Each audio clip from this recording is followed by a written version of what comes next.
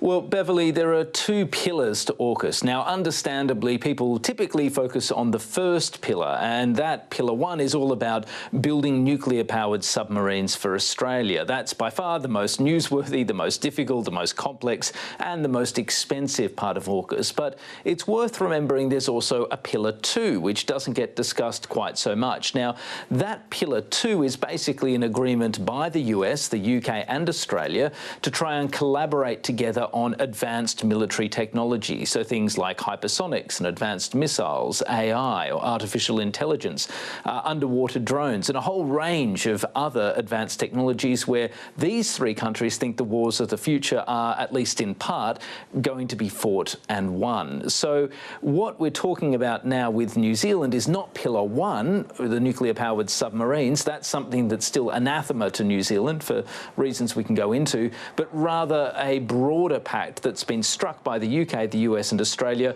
which they've already said is going to be open to potentially other countries to join down the track.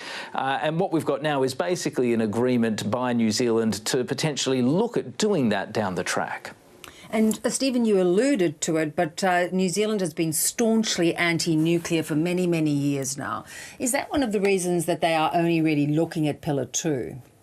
Yeah, absolutely. And nuclear propulsion, nuclear energy is still a non-starter for New Zealand, which has a long and, from its perspective, really proud perspective when it comes to keeping out nuclear weapons and on non-proliferation as well. So because of that very strict principle that's embedded in New Zealand's policy and in its politics, it's basically unimaginable that nuclear weapons or nuclear-powered submarines would ever be on the table, aside from the fact that they'd simply be far too expensive and far too complex for New Zealand to realistically ever pursue. New Zealand isn't even allowing Australian nuclear-powered submarines, should they ever be built, to dock in its harbours. That's a principle that it's applied across the board for a number of decades.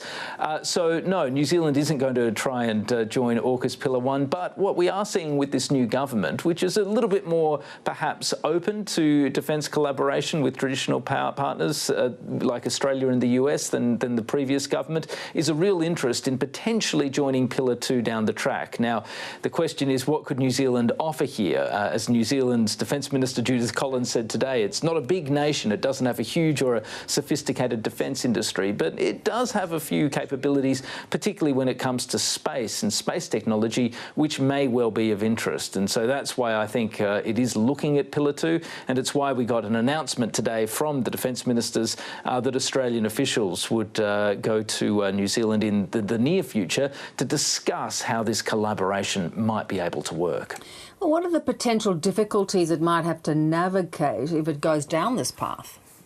Well, the first one is this long and proud tradition of anti-nuclear activism and non-proliferation, which New Zealand has.